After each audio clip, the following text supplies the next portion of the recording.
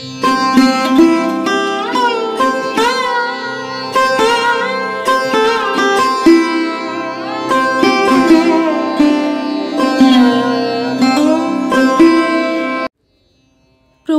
বেদান্তপ্রাণা মাতাজির সম্পাদকীয় দহন দানে থেকে নির্বাচিত অংশ। পত্রিকার ৫৫তম বর্ষ, প্রথম সংখ্যা। সংগ্রামে দুঃখ অবশ্যম্ভাবী। শ্রী শ্রী মাও এ যুগে বললেন, সবাই বলে এ দুঃখ ও দুঃখ, জানে না দুঃখই ভগবানের দয়ার দান। কেন দুঃখ ভগবানের দয়ার দান? কারণ দুঃখে মনুষ্যত্ব আর দেবত্ব বিকশিত হয়, মানুষ নিজের অনিঃশেষ মহিমার সন্ধান পায়। শ্রী শ্রী চণ্ডীতে রাজা সুরথ আত্মবিশ্লেষণ করে নিজের দুঃখের কারণ তুলে ধরেছেন। দুঃখায় জন্মে মনসা স্বচিত্তায়ত্তাং বিনা মমত্বং গত রাজ্যস্য রাজ্যাঙ্গেষ্বখিলেষ্বপি। হে মুনিবর, আমার চিত্ত আমার বশীভূত নয় বলে হৃত রাজ্যাদিতে আমার মমতা এখনও আছে।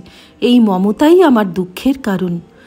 দুঃখের মূল অনুসন্ধানে দেখা যায় দুটি কারণ: নিজের চিত্ত আয়ত্তে থাকে না এবং নিজের মনকে নিয়ন্ত্রণ করার শক্তি মানুষ হারিয়ে ফেলে। কেন? মমত্ব বা মমতা, অহংতা ও মমতা, এই দুটি মনের মধ্যে বিষের মতো কাজ করে। অহংতা হলো অহংকার, মমতা হলো আসক্তি। মূল কথা বিষয়াসক্তি। সর্বত্রই এই আসক্তি জীবনের সব দুঃখের নিদান। আসক্ত মন বিষাক্ত মন, তাকে বিষমুক্ত করা এবং ফিরিয়ে আনা কঠিন। মন সহজেই বিষয়ে ছোটে, আসক্ত হয়। এই রকমই একটা শিক্ষা আমরা লাভ করি, মনকে দিতে শিখি। কিন্তু মনটাকে ফিরিয়ে নেওয়াও যে একটা পরিশীলিত শিক্ষা পদ্ধতি, তা সাধারণ মানুষ কজনই বা জানে।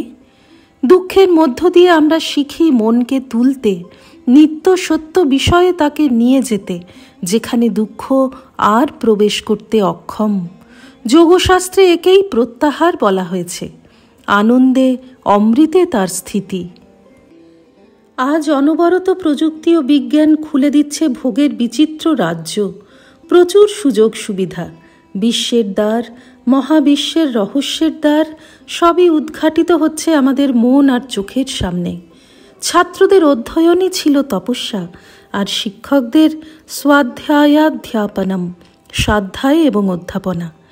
এখন শ্রদ্ধাশীল ছাত্র ও শ্রদ্ধেয় আচরণশীল গুরু উভয়েই দুর্লভ। জ্ঞানের বিশাল রাজ্যকে টুকরো টুকরো করে খণ্ড বিখণ্ড করে ছড়িয়ে দেওয়া হয়েছে। একটি বিদ্যায় বিশারদ হওয়ার জন্যই বিশেষ আয়োজন। সেই সঙ্গে আমাদের বোধ ও ভাবনাগুলিও খণ্ডিত, সীমিত হয়ে যাচ্ছে। একটা বিরাটের প্রেক্ষিতে ভাবনা চিন্তার পরিসর কজন মানুষ পায়? সুতরাং সেখানেও আন্তর সংগ্রামের সূচনা প্রতিযোগিতার কুরুক্ষেত্রে। সংগ্রাম যে আকারেই আসুক, তা সংগ্রামী এবং তা অবশ্যম্ভাবী।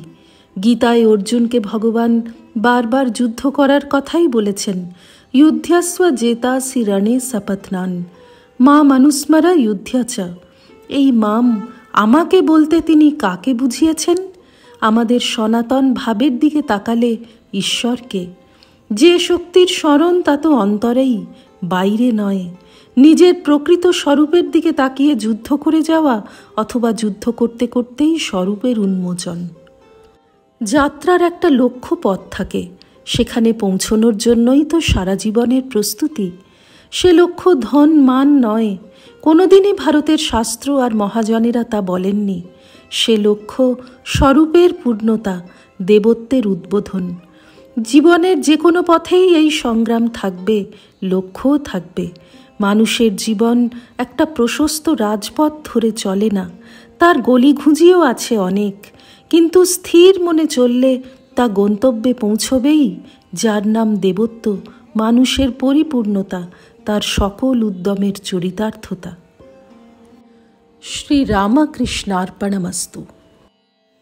নিবোধত আজকের পাঠ আপনার ফোনে রোজ পেতে চাইলে সাবস্ক্রাইব ও বেল আইকন দুটোই ক্লিক করুন। রামকৃষ্ণ ভাবধারা প্রচারের সঙ্গে থাকুন।